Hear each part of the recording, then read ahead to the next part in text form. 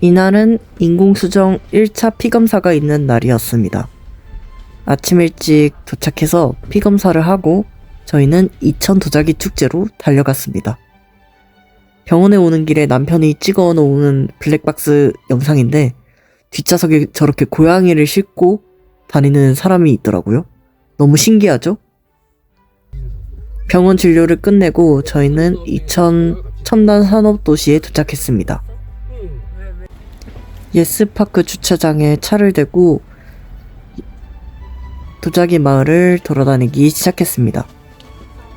이 도자기 마을에는 고양이들이 곳곳에 많은데요.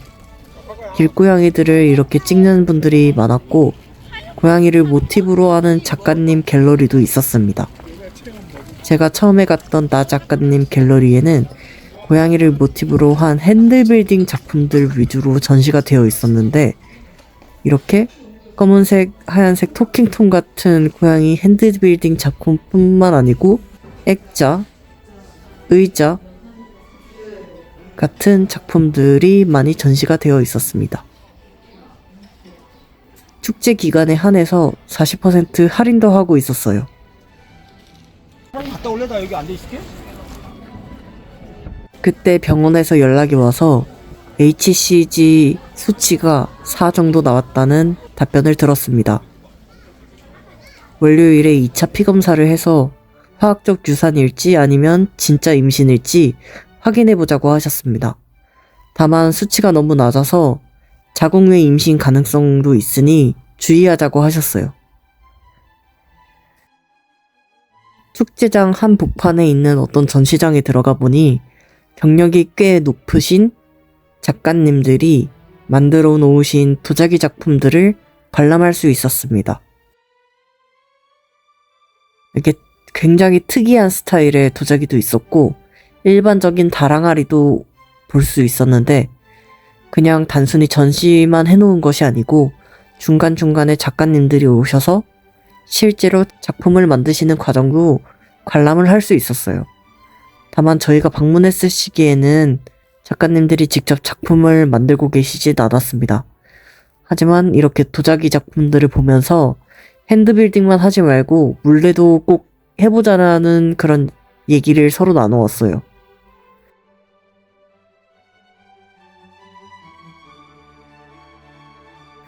그리고 이곳에서 결정류 도자기를 처음 만날 수 있었습니다. 색깔도 조화롭고 모양도 특이한 도자기를 보니까 물레 실력을 빨리 키우고 싶다라는 생각이 절로 들었습니다. 유용철 선생님 거. 이거 나는 이게 너무 예쁘다. 이게 너무 어떻게 되는 거야? 신기하네. 피어싱 그 구멍 뚫는 그리고 거 이런 투각형 스타일의 도자기가 굉장히 제 스타일인 것도 알게 되었습니다. 근데 이거는 고려 청자 한 번만. 고려 청자. 나도 고려 청자 같은 거 만들고 싶다고 말씀드렸어. 전시장을 빠져나온 다음엔 아무 갤러리나 들어가서 관심이 있는 제품이 있는지 한번 살펴봤습니다. 괜찮은 제품이 있으면은 구매를 한번 해볼까 싶어가지고 남편과 저는 여러 군데를 돌아다녔는데 생각보다 마음에 드는 작품을 찾기가 쉽지 않았습니다. 여기는 도자기를 미니어처 형식으로 판매하는 곳이어가지고 가격은 그렇게 저렴하진 않지만 굉장히 예쁜 도자기를 여러 점 구매할 수 있는 장점이 있는 곳이었습니다. 저희는 저렇게 빨간 진사 도자기를 구매를 하고 싶었지만 B급에다가 너무 마지막 작품이어가지고 판매를 할 수 없다는 답변을 듣고 길거리에 전시되어 있는 팝업 스토어를 구경하기로 했습니다. 하지만 가격이 너무 사악해서 쉽게 구매할 수 없었죠. 샴고양이네? 그렇게 갤러리를 왔다 갔다 하는 와중에 갤러리 안에 길고양이들이 이렇게 많은 모습을 확인할 수 있었는데 갤러리 작가님들이 열심히 밥도 주고 케어도 해주셔서 건강한 모습을 확인할 수 있었습니다. 진짜 멋있다. 그리고 여기에서는 호랑이 액자를 발견할 수 있었는데요. 가격이 2,000만 원대로 꽤 높긴 하지만 집에 이런 거 하나쯤 있으면 좋을 것 같다라는 생각을 했습니다. 호랑이 너무 마음에 드는데? 하지만 누가 그러더라고요. 갖고 싶은 거는 사실상 필요가 없다고. 그래서 마음을 접고 그냥 나왔습니다.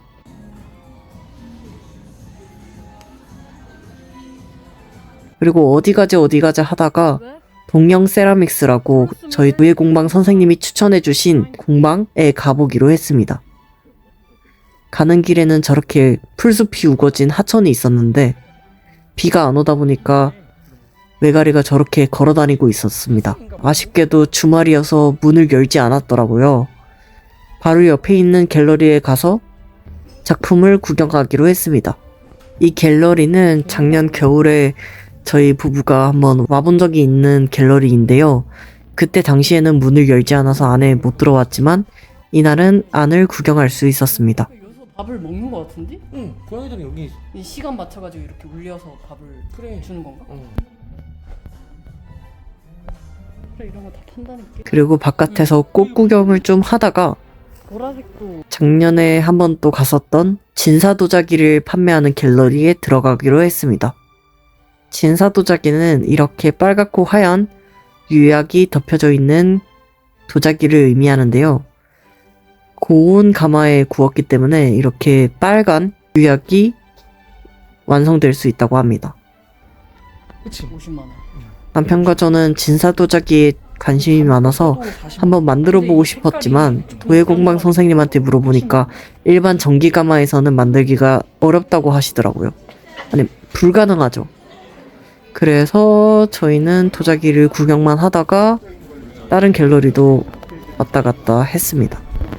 그러다가 길거리에 전시되어 있는 도자기 하나를 발견하고 둘 다 동시에 너무 예쁘다고 한번 들어가 보자고 얘기를 했던 곳이 있었습니다. 여기서 결정류 도자기를 만날 수 있었는데 한 점에 7만원에서 한 10만원대 정도 되는 도자기들이 많았어요. 이음아트 세라믹에서 만든 도자기들인데요.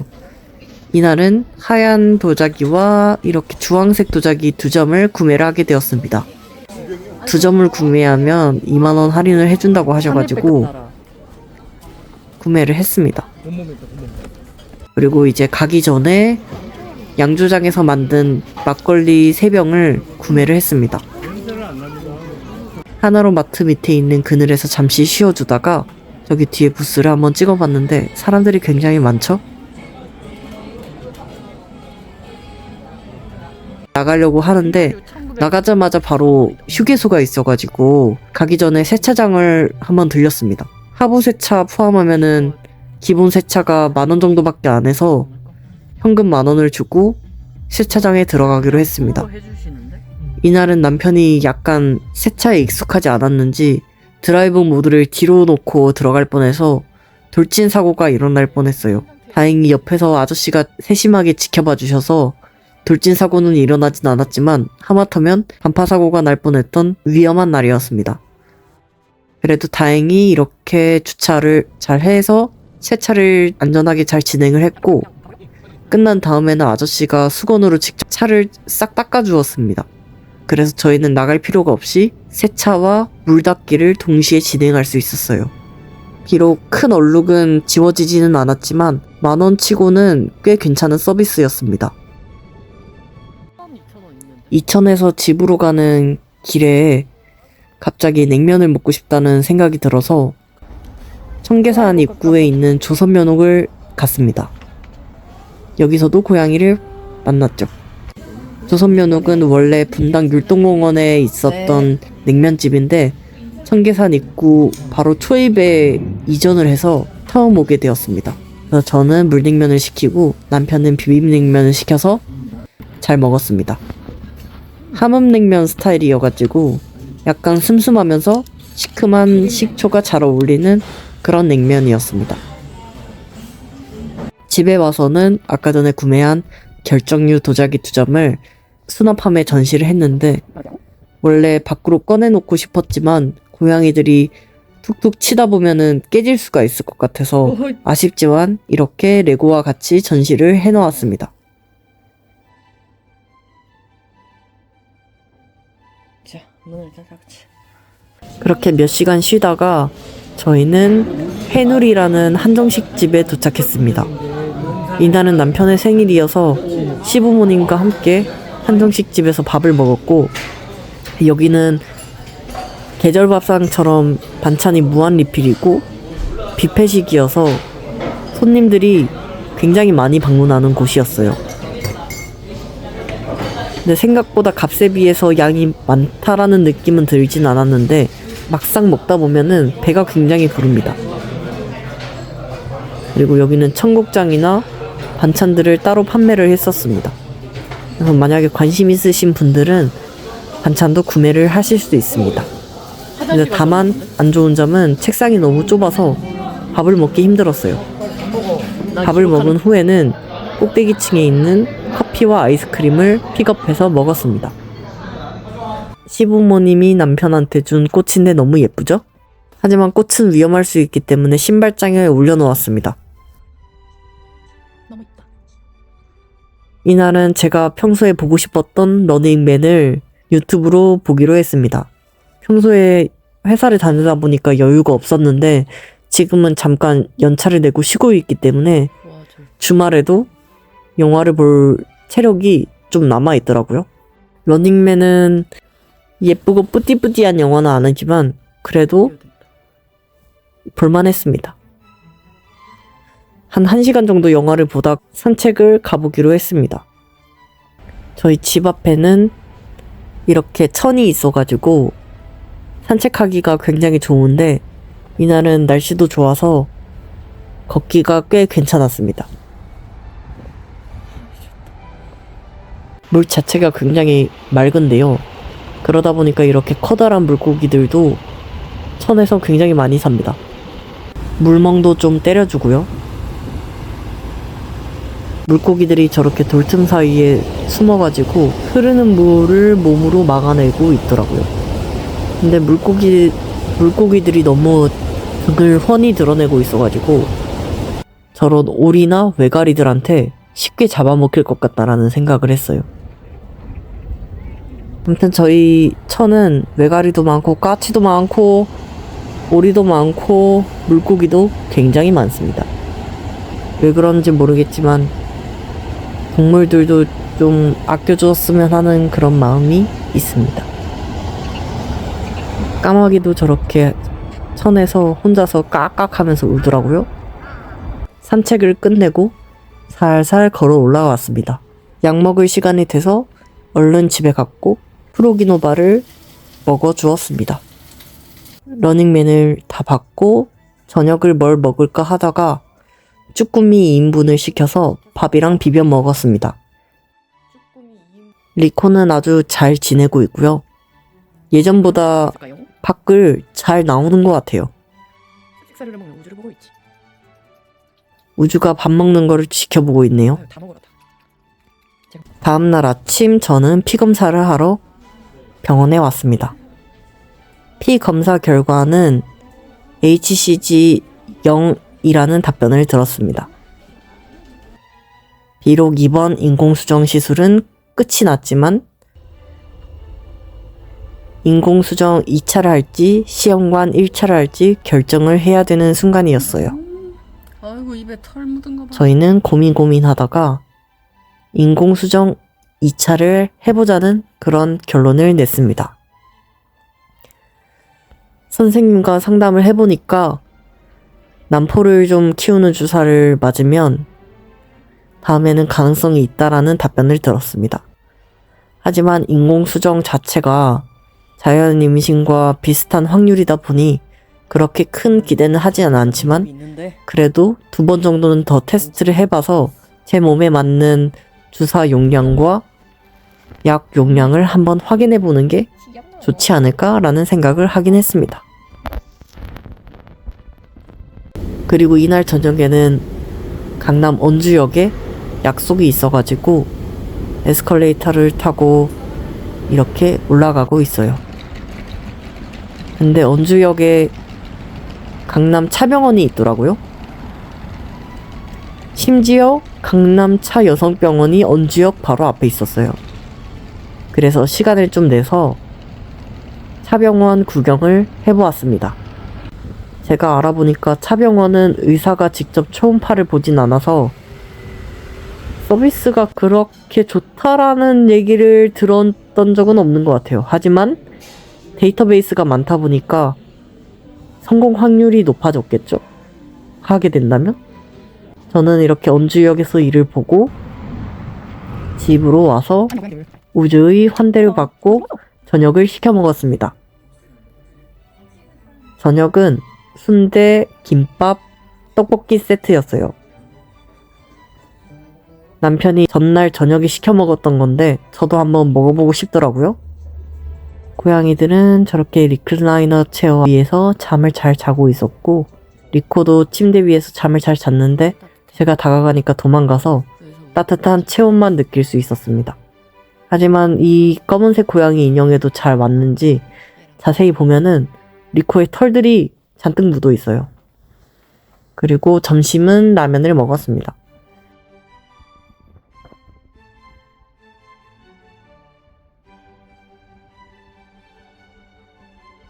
저렇게 침대 위에서 잘 쉬고 있는 리코를 몰래 찍어봤습니다. 경계를 하죠? 그래도 예전에는 저렇게 가까이 가자마자 도망갔는데 요즘에는 확실히 좀 덜 도망가는 것 같아요. 그래도 완전히 친해지지는 못한 상황입니다. 이날은 제가 이마트에 장을 보러 갔다가 오징어 볶음을 밥으로 먹었고요. 그리고 전에 배민 가방으로 장을 보다가 척추가 부러질 뻔해가지고 캠핑카트를 끌고 짐을 싣고 집에 왔습니다. 뭐 사왔는지 한번 지켜볼까? 우주야. 짐을 차근차근 하나씩 옮겨보았습니다.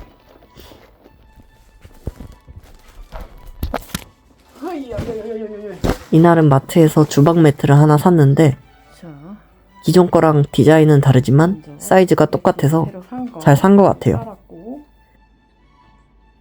딸기도 사고 빵도 사고 중간중간 집에 필요한 물품들을 마트에 가서 사면 과소비도 하지 않게 되고 딱 필요한 물건만 살 수 있어서 좋더라고요.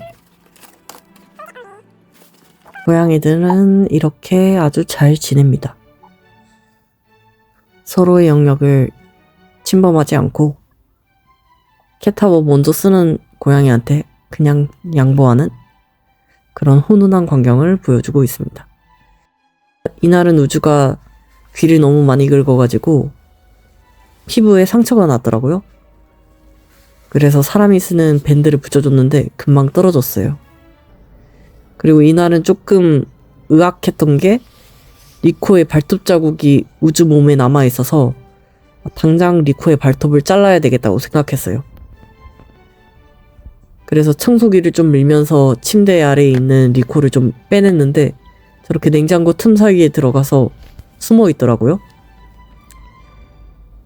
저렇게 눈썹이 막 한껏 내려갈 정도로 저를 공포스럽게 쳐다보고 있어요. 일단 배가 고프기 때문에 피코크 샤브샤브 요리 재료를 이용해가지고 샤브샤브를 해먹도록 하겠습니다. 소고기 별도 구매? 물 1리터를 받고 샤브샤브용 소스를 넣어서 씻은 야채를 넣어주기만 하면 요리가 끝입니다. 저는 여기에 소고기가 들어있을 줄 알았는데 소고기가 미포함되어 있더라고요. 그래서 약간 속았지만 채소만으로 충분히 만족했기 때문에 샤브샤브를 얼른 먹고 설거지를 했습니다.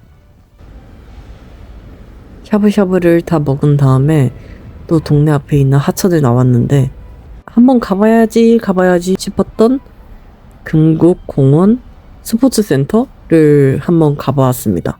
매월 24일 날마다 강습 신청을 할 수 있는데 아무래도 정기적으로 방문을 하기가 좀 힘든 직장인이다 보니까 그냥 보기만 하고 혈압만 재고 나왔습니다. 최고 혈압만 좀 조심하면 나머지는 크게 이상이 없는 그런 수치가 나왔어요.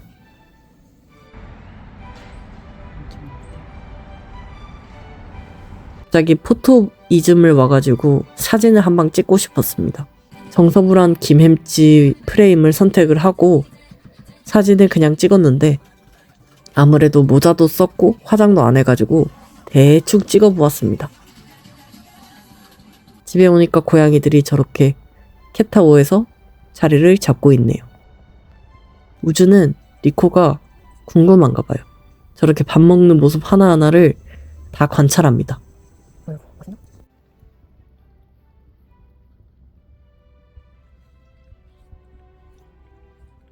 그리고 그 다음날 아침 저희는 LG 서비스 센터에 가서 전자레인지랑 노트북을 수리 의뢰를 했습니다. 전자레인지가 가열이 안 돼가지고 몇 주 전부터 가자 했는데 다행히 남편이 시간이 돼서 같이 차를 끌고 전자레인지를 고치러 왔습니다. 옆에 열판이 다 과열돼가지고 고쳐주셨고 노트북도 고쳐주셨는데 업데이트한 이후로 비밀번호도 안 되고 지문도 안 되는 문제점이 발생을 했어요. 포맷 엔딩으로 끝났습니다. 고급 레스토랑은 아니지만 가끔씩 파스타랑 피자 이런 것들을 먹고 싶을 때 편하게 올 수 있는 그런 공간이에요. 저는 이날에 입맛이 별로 없어가지고 양송이 스프랑 카프레제 샐러드를 시켰고요. 남편은 파스타 2개를 시켜서 저랑 나눠 먹었습니다. 알리오 올리오 파스타랑 또 뭐를 시켰는데 하나는 안 찍었네요. 저는 슬슬 걸어서 LG 서비스 센터로 가기로 했습니다. 이날은 날씨도 좋고 해서 커피 한 잔을 사들고 그냥 걷기로 했어요. 머리카락이 정말 상태가 안 좋죠? 나 날씨 좋다.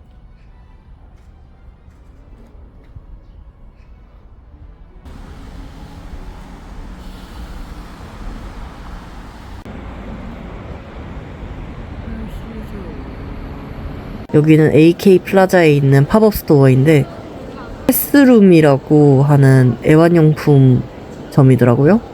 근데 저도 여기를 굉장히 많이 봤는데 살 거는 딱히 없었습니다. 버즈 프로를 구경을 했습니다.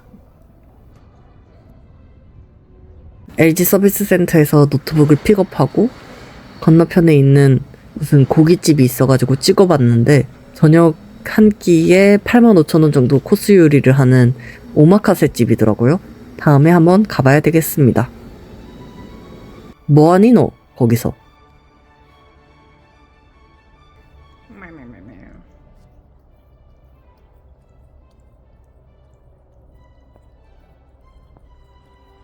그리고 저희는 저녁으로 칼국수를 먹으러 왔습니다. 버섯 매운탕 칼국수를 시킬까 하다가 소고기 매운탕 칼국수를 시켰는데요. 제가 버섯을 좋아해가지고 버섯이 많이 들어가 있었으면 좋겠다고 생각을 했는데 일반 소고기 칼국수인데도 버섯의 양이 굉장히 많았습니다. 에티오피아? 칼국수도 주고 볶음밥도 주고 해서 한 끼에 12,000원? 14,000원 정도 했던 걸로 기억하는데 굉장히 배부르게 잘 먹었던 기억이 납니다. 볶음밥을 열심히 쉴깃쉴깃 하고 동네를 좀 산책하다가 집에 들어왔습니다. 다음날에 일어나 보니까 리코가 저렇게 공을 장난감에서 빼가지고 혼자서 갖고 놀더라고요. 그래서 확실히 우리 집이 좀 편해졌구나 라는 생각을 하면서 좀 기분이 좋았어요.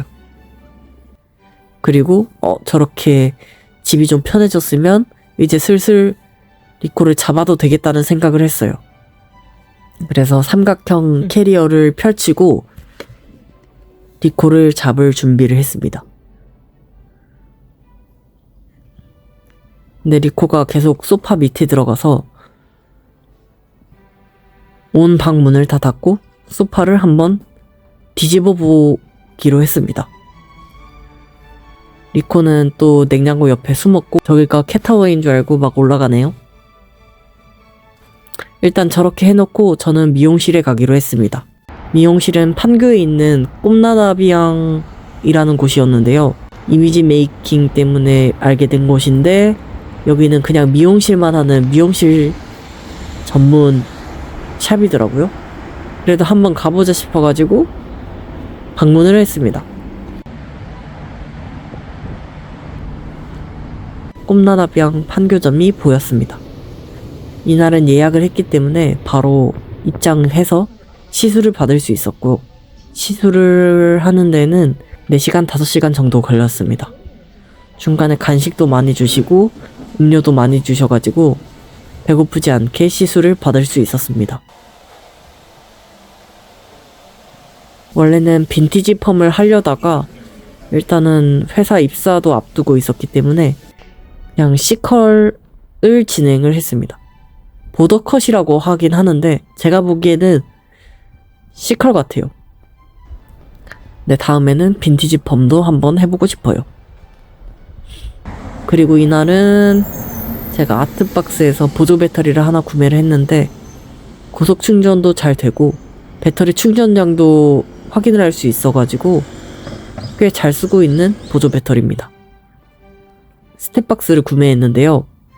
스텝박스는 계단 올라가는 효과가 있기도 하고 또 유산소와 근력 운동을 할 수 있는 기구여가지고 집에서 소음 없이 편하게 운동할 수 있을 것 같더라고요. 그래서 구매를 했습니다. 좋다. 니코를 잡을 준비를 했는데 또 잡기 전에 에너지를 충전시켜야 되기 때문에 훈제오리를 물에 데쳐서 이렇게 후라이팬에 구워보았습니다. 훈제오리를 그냥 먹으면은 염분이 굉장히 높기 때문에 깻잎이랑 밥이랑 해가지고 칠리 소스에 찍어 먹었습니다.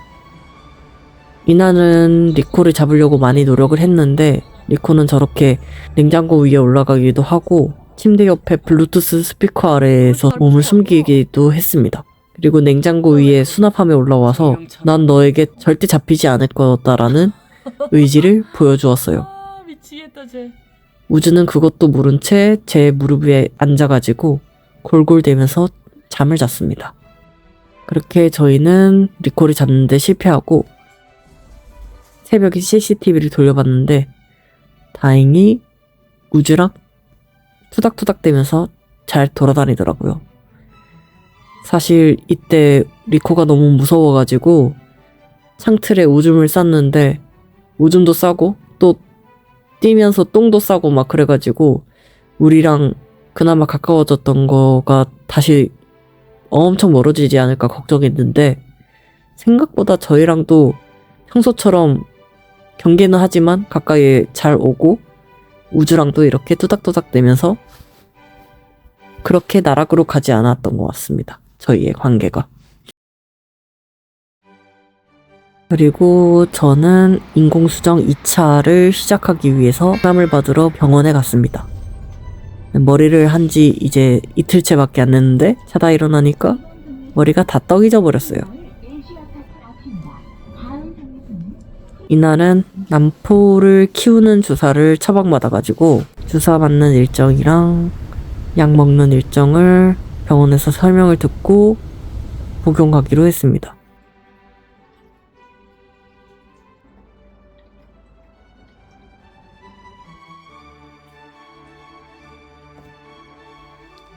너무 재밌는데? 스텝박스. 재밌어. 우후.